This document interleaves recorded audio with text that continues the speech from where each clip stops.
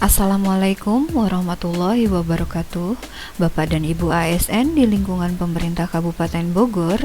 Dalam video tutorial kali ini, kami akan menjelaskan tahapan pengisian realisasi periodik sasaran kinerja pegawai tahun 2022. Hal pertama yang kita lakukan adalah masuk ke dalam akun si cantik dengan memasukkan NIP dan kata sandi. Setelah masuk ke dalam akun si cantik, kita pilih menu realisasi progres SKP, submenu timeline dan worksheet.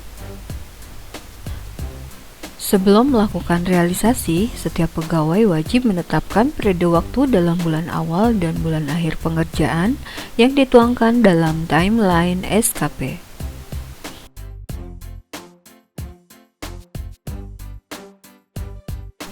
Setelah menetapkan periode waktu dalam bulan awal dan bulan akhir pengerjaan, kita tentukan durasi waktu, bulan pelaksanaan, tipe aktivitas, mode kinerja, dilanjutkan dengan melakukan update timeline.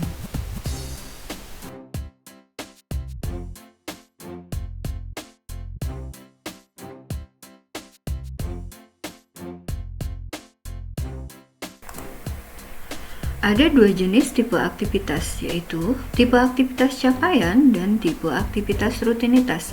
Tipe aktivitas capaian adalah tipe aktivitas yang dilakukan hanya satu kali atau tidak berulang. Pada dashboard si cantik ditandai dengan warna biru. Sedangkan tipe aktivitas rutinitas yaitu tipe aktivitas yang dilakukan secara rutin dan berulang setiap waktu ditandai dengan warna hijau pada dashboard si cantik. Mode kinerja pada SKP terbagi menjadi dua, yaitu mode kinerja SKP mandiri dan mode kinerja SKP tim. Mode kinerja SKP mandiri yaitu mode kinerja di mana item kinerja yang seluruh pengerjaannya dilakukan sendiri, tidak melibatkan pihak lain dan mandiri. Pada aplikasi si cantik, mode kinerja mandiri ditandai dengan warna merah. Sedangkan mode kinerja SKP tim adalah mode kinerja SKP di mana secara pengerjaannya bersinggungan atau melibatkan atau beririsan serta dibantu pihak atau bidang lain.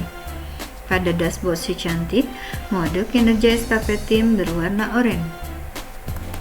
Kami akan mencontohkan bagaimana menetapkan timeline pada salah satu item SKP berikut. Tentukan durasi pelaksanaan. Durasi waktu yang dibutuhkan untuk menyelesaikan salah satu item SKP berikut yaitu 12 bulan. Untuk item SKP yang sudah Bapak dan Ibu buat bisa menyesuaikan dengan jadwal yang dimiliki oleh Bapak dan Ibu. Untuk bulan-bulan pelaksanaannya, kita menentukan bulan Januari sampai dengan bulan Desember. Bulan pelaksanaan menyesuaikan dengan durasi waktu ya Bapak dan Ibu. Tipe aktivitasnya yaitu tipe aktivitas rutinitas. Kenapa kita menggunakan tipe aktivitas rutinitas? Karena aktivitas untuk item SKP ini dilakukan secara rutin dan berulang setiap waktu. Dan mode kinerjanya yaitu mode kinerja tim. Hal ini dikarenakan pengerjaannya bersinggungan atau melibatkan pihak serta bidang lain. Setelah itu, kita bisa melakukan update timeline.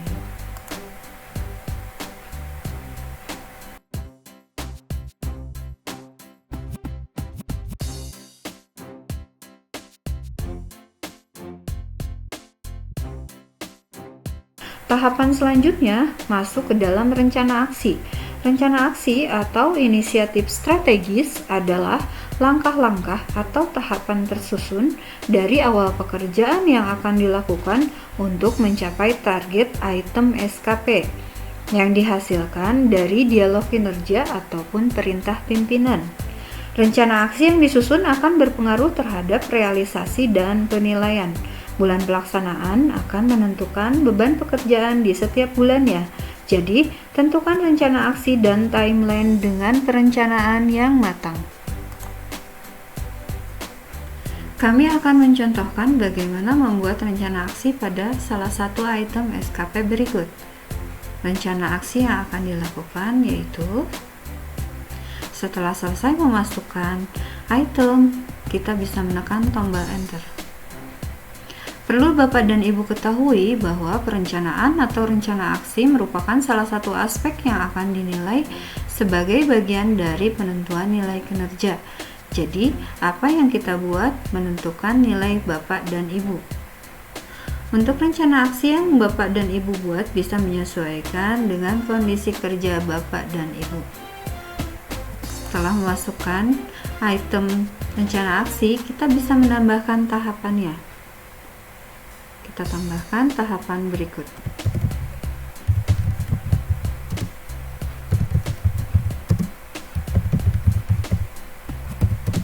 Setelah selesai memasukkan sub-item, kita bisa menekan tombol Enter kembali. Dan tahapan telah dibuat.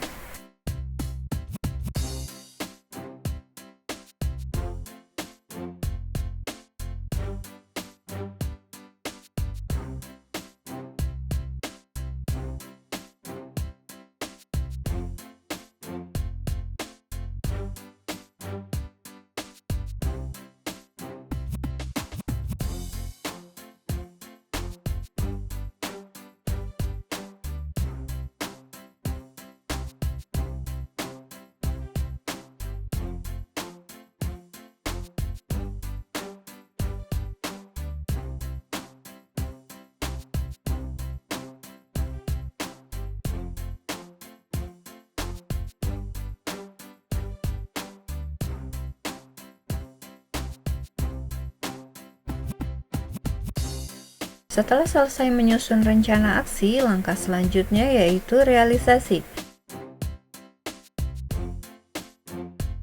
Kita masuk dulu ke dalam submenu realisasi dan penilaian. Ada dua jenis tipe realisasi. Yang pertama yaitu realisasi progres pekerjaan, dan yang kedua yaitu output atau outcome. Realisasi progres pekerjaan adalah laporan hasil pekerjaan yang belum menghasilkan output. Sedangkan output atau outcome adalah hasil akhir dari item pekerjaan. Penetapan timeline seperti yang telah dicontohkan akan menentukan pada laporan realisasi yang akan dilaporkan, apakah realisasi progres pekerjaan atau output outcome.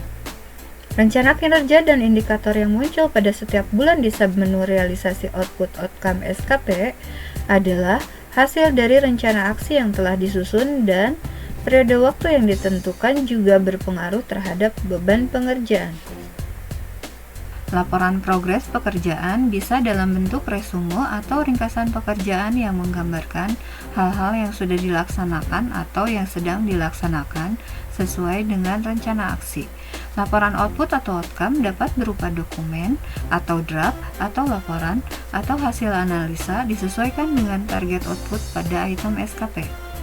Bagi pejabat pengawas, pejabat administrator, dan pejabat tinggi pratama atau jabatan pimpinan tinggi, laporan output dapat menyesuaikan dengan target perencanaan.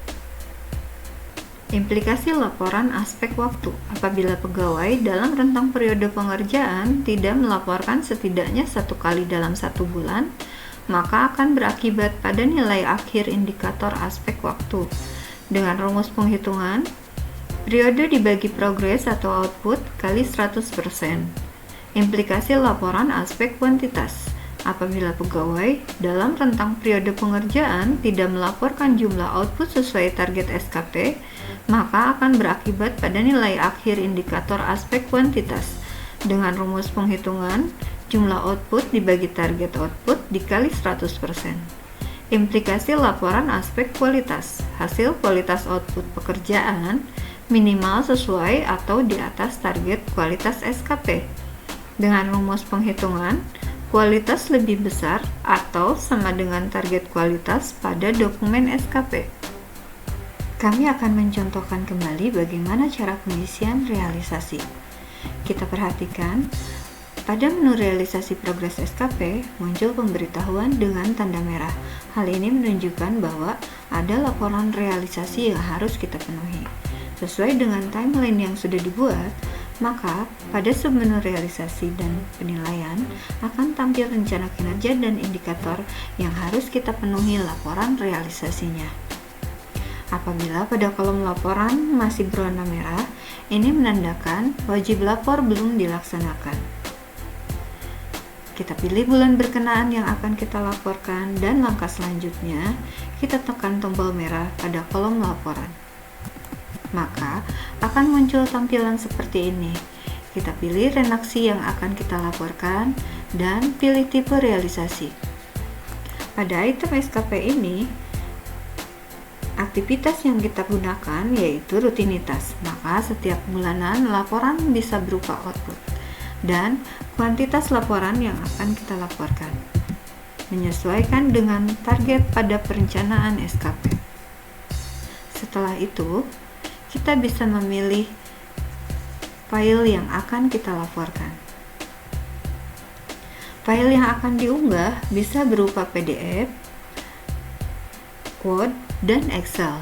Pastikan bukti dokumen realisasi merupakan dokumen yang dapat diterima sebagai laporan hasil pekerjaan.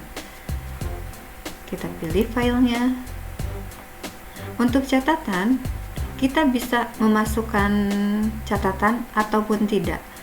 Ini bersifat opsional. Apabila kita memerlukannya, kita bisa memasukkan catatan. Dan apabila kita tidak memerlukannya, kita tidak perlu memasukkan catatan. Setelah terisi semua, kita kirimkan realisasi SKP. Maka, laporan sudah kita buat dan pada kolom laporan akan berubah warna menjadi hijau. Demikianlah Bapak dan Ibu penjelasan tahapan pengisian realisasi periodik sasaran kinerja pegawai tahun 2022.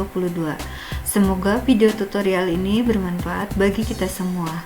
Sampai jumpa di video berikutnya. Wabillahi taufiq wal hidayah. Wassalamualaikum warahmatullahi wabarakatuh.